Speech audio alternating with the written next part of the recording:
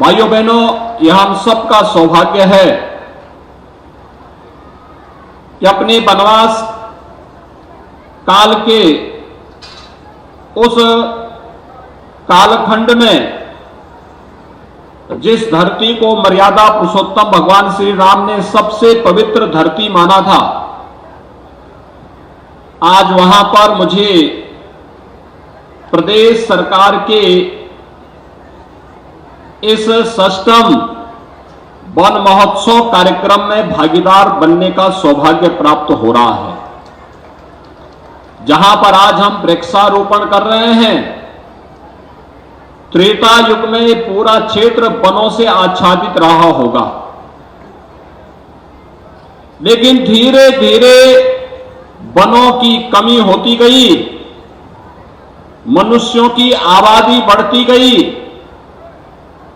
जीव जंतु अन्य कम होते गए और उसके बाद तमाम प्रकार के असंतुलन की स्थितियां भी पैदा होने लग गई।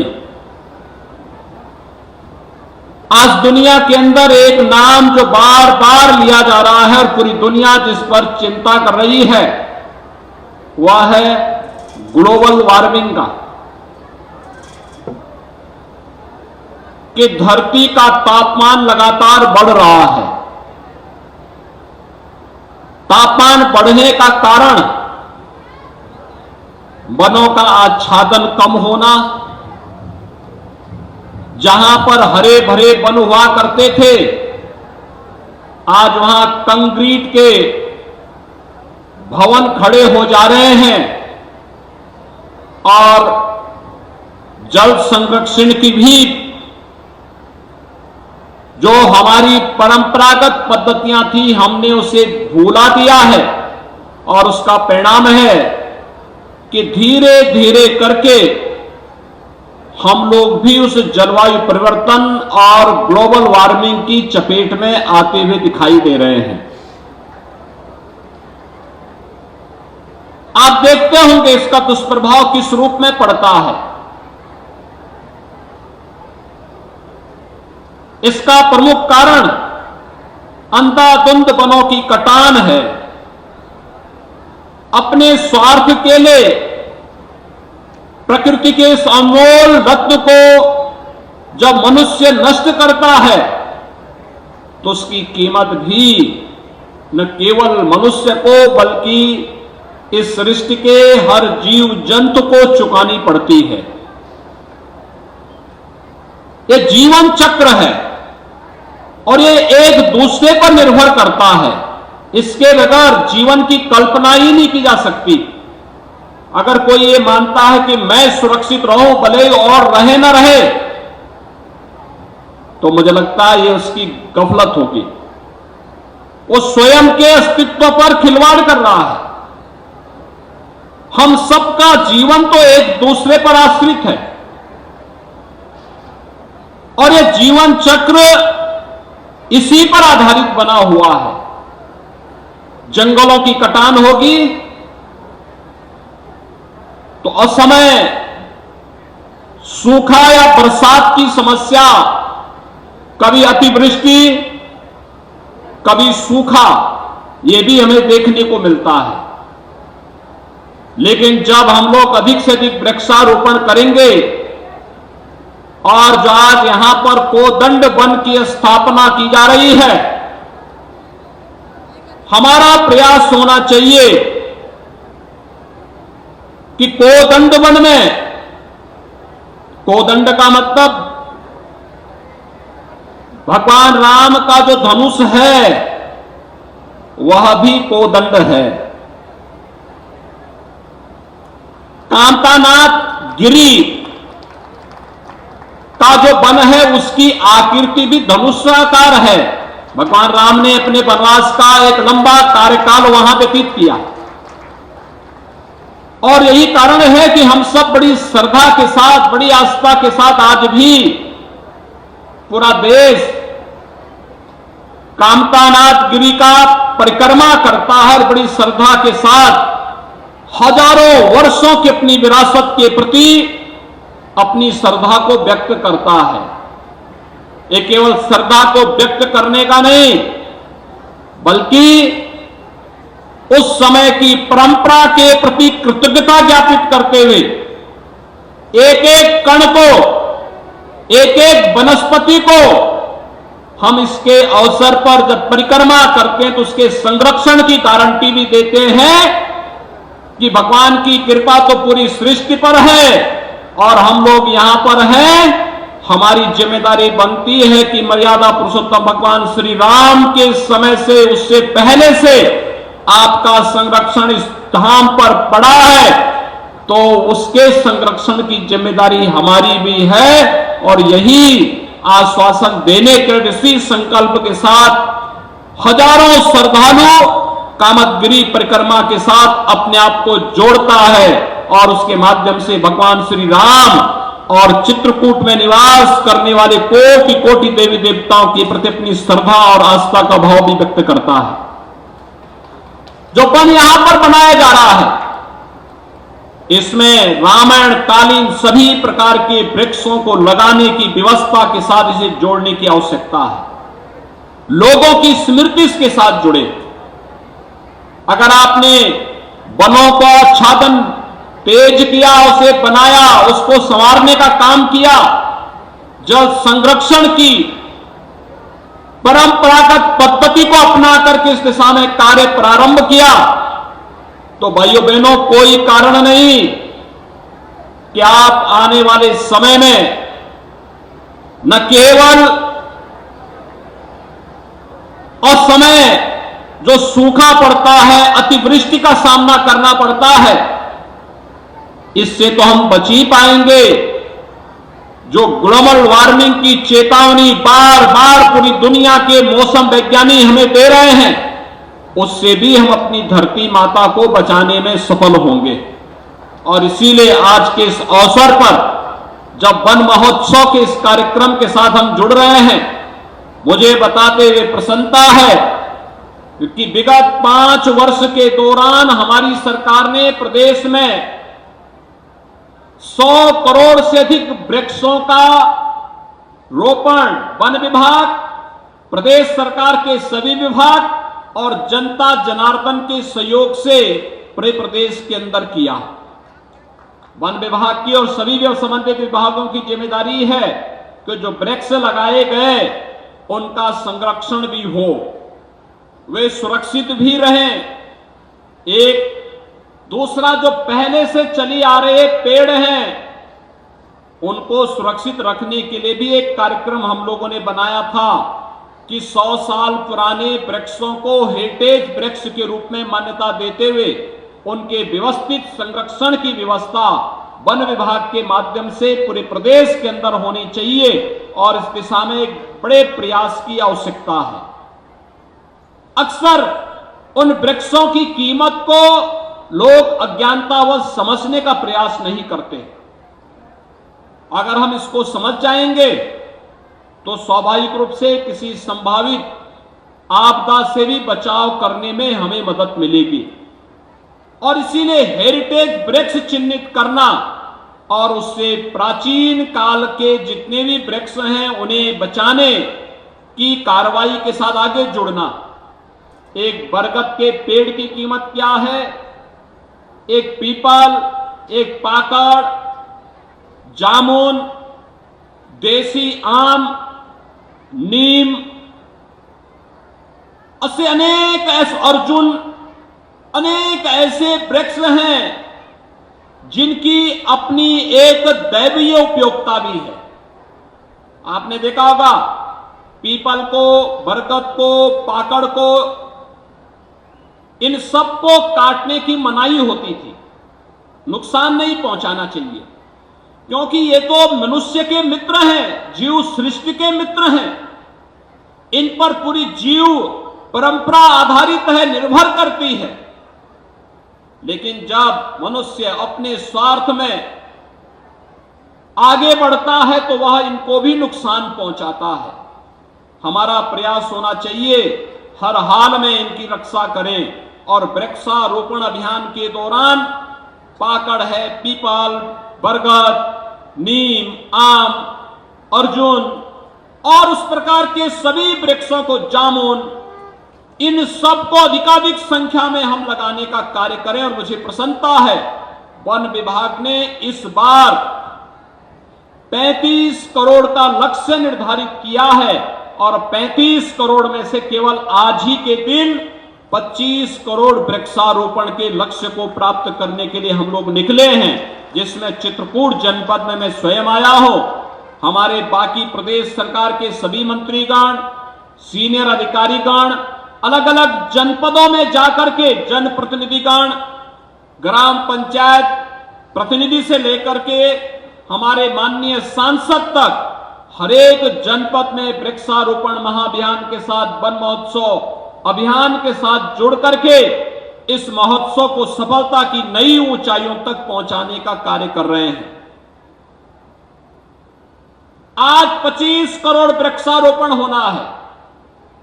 कल और परसों मिलाकर के 5 करोड़ वृक्षारोपण होगा और देश जब आजादी का अमृत महोत्सव 15 अगस्त के दिन आयोजित कर रहा होगा, उस दिन उत्तर प्रदेश के अंदर फिर 5 करोड़ वृक्षारोपण के एक बड़े लक्ष्य के साथ हम कार्य करेंगे, जिसमें हर ग्राम पंचायत में 25-75 वृक्षारोपण के कार्यक्रम को ग्राम पंचायतों के द्वारा रोपित करने के कार्यक्रम आगे बढ़ेंगे और पूरे प्रदेश में 5 करोड़ ऐसे वृक्षारोपण के कार्यक्रम को हमें आगे बढ़ाना होगा। भाइयों बहनों, हमारी जिम्मेदारी बनती है कि परंपरागत वृक्षारोपण के साथ साथ फलदार वृक्षों को भी हम लगाएं। आम है, आंवला है, अमरूद है। हर गरीब घर के पास सहजन का एक एक पेड़ लग जाए तो सहजन उस परिवार के कुपोषण की समस्या का समाधान कर देगा। सहजन की सब्जी कितना प्रोटीन और विटामिन से भरपूर है। वर्ष में 2 बार आपको उसकी फली भी प्राप्त होगी और यही नहीं, उसकी पत्तियों को अगर गाय को खिलाएंगे तो गाय भी पुष्ट होगी, ज्यादा दूध देगी। लेकिन हम इस औषधि को भी आज भूल चुके हैं।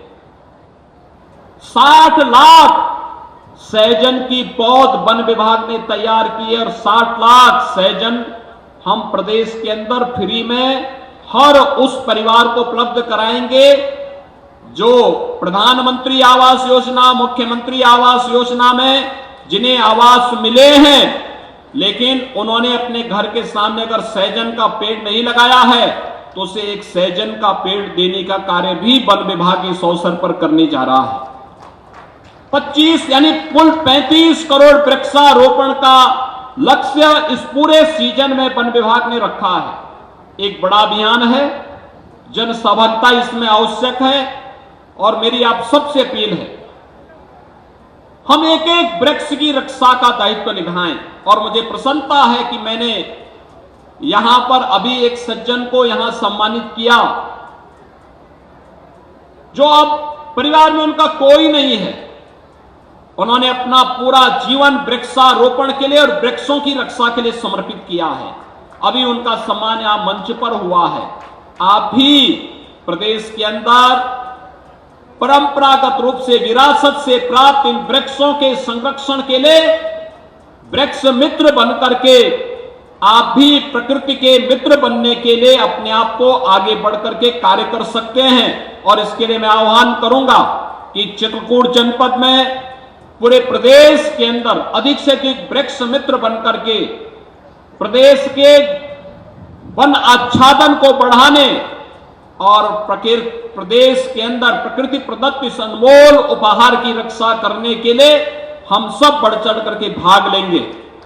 मैं इस अवसर पर पूज्य संतों से भी इस बात का अनुरोध करूंगा कि हमारा प्रयास होना चाहिए कि हम अब जो फलदार वृक्ष भी लगाएं, हमारा प्रयास होना चाहिए वो प्राकृतिक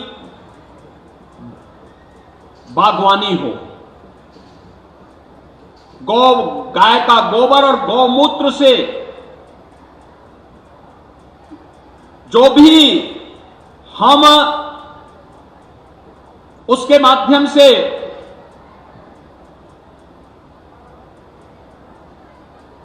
उर्वरक तैयार करते हैं, जो भी खाद तैयार करते हैं, अगर उसका इस्तेमाल हम करें तो ज्यादा अच्छा होगा। और हमारा प्रयास होना चाहिए कि जीवामृत या घनामृत जो भी इसके माध्यम से बनता है, प्राकृतिक खेती की ट्रेनिंग के कार्यक्रम को हम लोगों ने बुंदेलखंड के साथ जोड़ा है।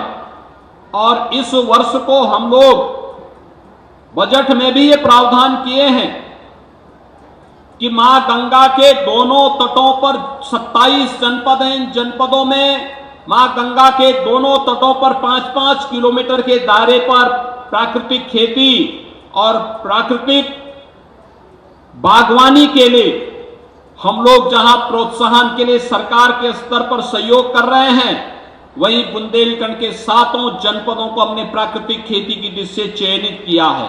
और मैं आह्वान करूंगा आपको उद्यान विभाग, वन विभाग फ्री में प्राकृतिक खेती के लिए बीज और वृक्ष दोनों उपलब्ध करवाने का कार्य करेगा। हमारा प्रयास हो कोई केमिकल, कोई फर्टिलाइजर, कोई भी पेस्टिसाइड उसमें डाले बगैर गाय के गोबर और गोमूत्र से जो जीवामृत बनता है उसकी ट्रेनिंग लेकर अगर हम उसी का छिड़काव करेंगे तो आप प्राकृतिक पद्धति से अच्छी बागवानी को भी आगे बढ़ाने में सहायक हो सकते हैं। अनेक प्रकार की बीमारियों से यह समाधान का रास्ता भी निकालेगा और आपके बाग में जो बागवानी होगी उससे जो फल आएंगे उस फल की भी अच्छी कीमत आपको प्राप्त हो पाएगी।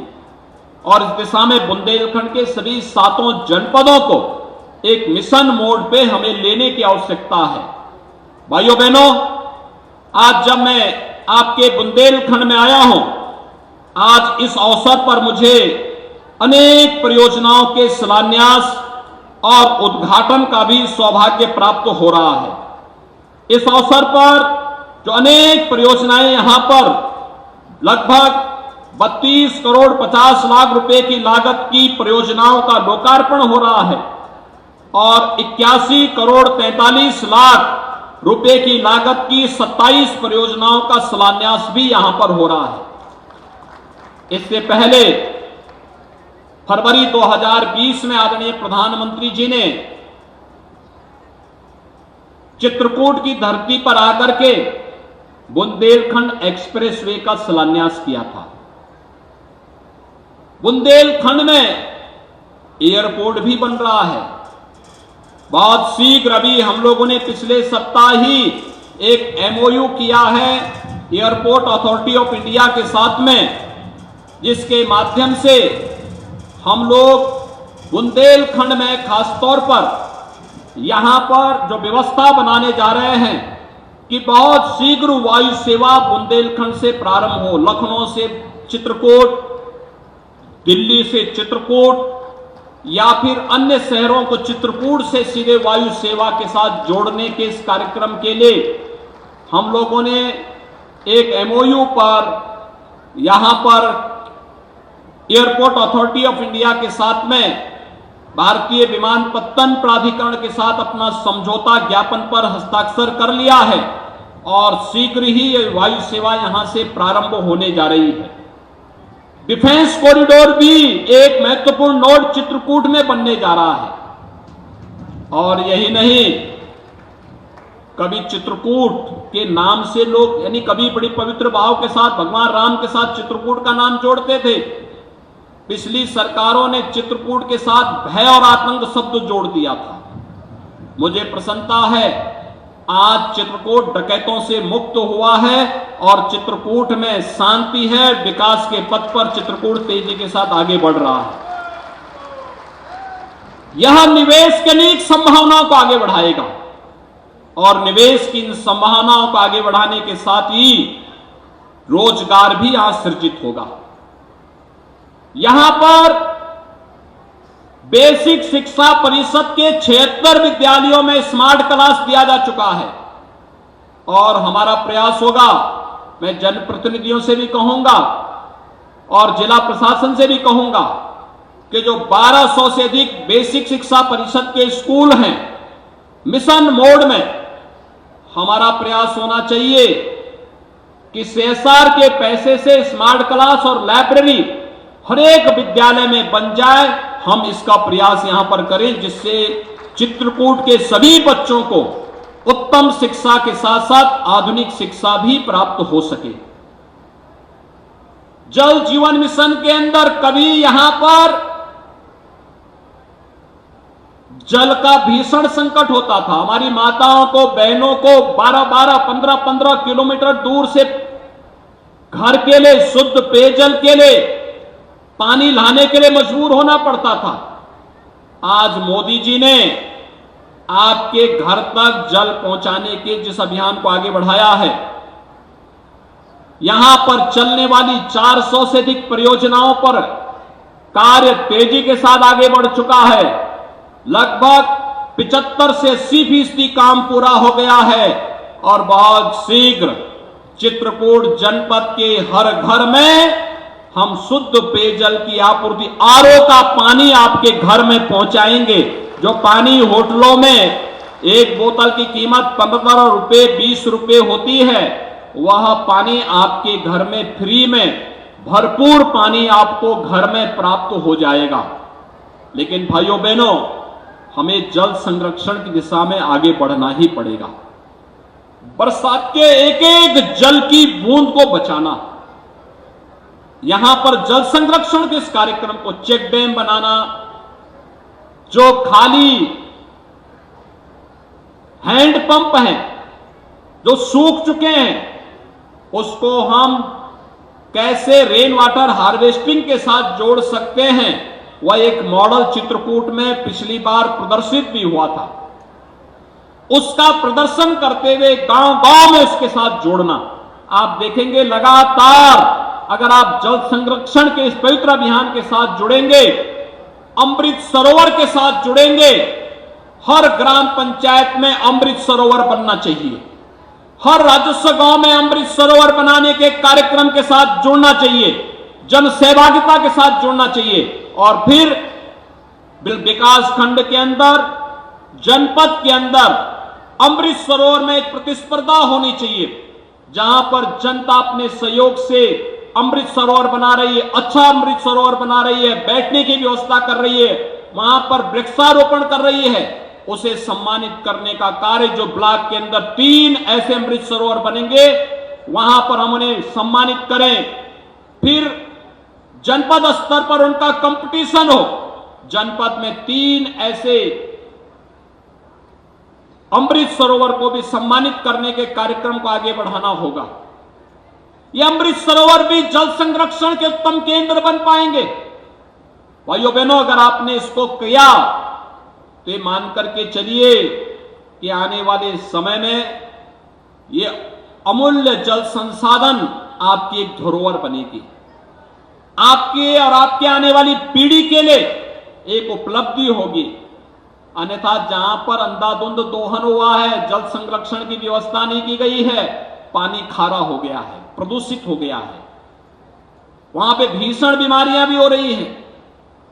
और इसीलिए आज के इस अवसर पर इन कार्यक्रमों के साथ हम सब जुड़ेंगे इस विश्वास के साथ। आज यहां पर जिला चिकित्सालय में डायलिसिस केंद्र का भी शुभारंभ हो रहा है, सामुदायिक स्वास्थ्य केंद्र रयपुरा का भी लोकार्पण हो रहा है, राजकीय महाविद्यालय पाही में पाही का भी लोकार्पण हो रहा है, ग्राम भेद्दू विकासखंड राजापुर में गोवंश विहार का भी निर्माण हो रहा है, गोस्वामी तुलसीदास डिग्री कॉलेज में अतिरिक्त क्लासेज का भी निर्माण हो रहा है, संपर्क मार्गों की परियोजनाओं का भी आज लोकार्पण यहां पर हुआ है।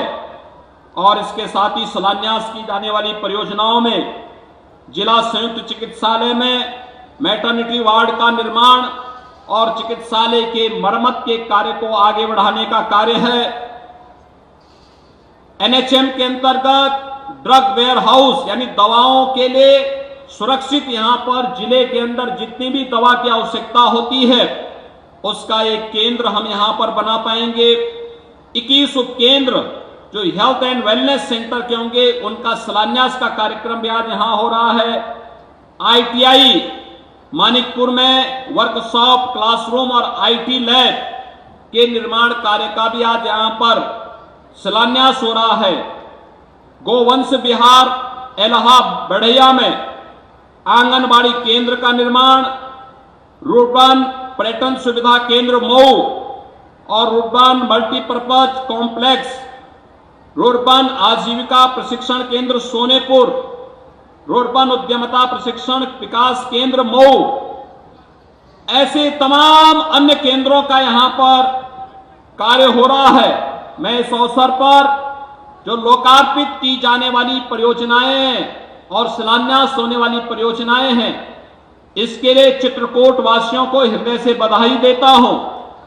साथ साथ चित्रकूट की धरती पर जब हम आते हैं तो दो पूज्य संतों का स्मरण बरबस हो आता है। रामायण काल में राम को जन जन तक पहुंचाने वाले महर्षि वाल्मीकि की भी पावन धरती लालापुर भी चित्रकूट में ही है।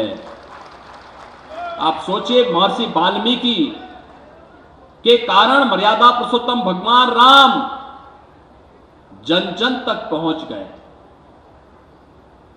और आधुनिक वाल्मीकि के रूप में जिन्होंने रामचरितमानस के माध्यम से मध्यकाल में भक्ति के साथ साथ शक्ति की एक नई चेतना जागृत की,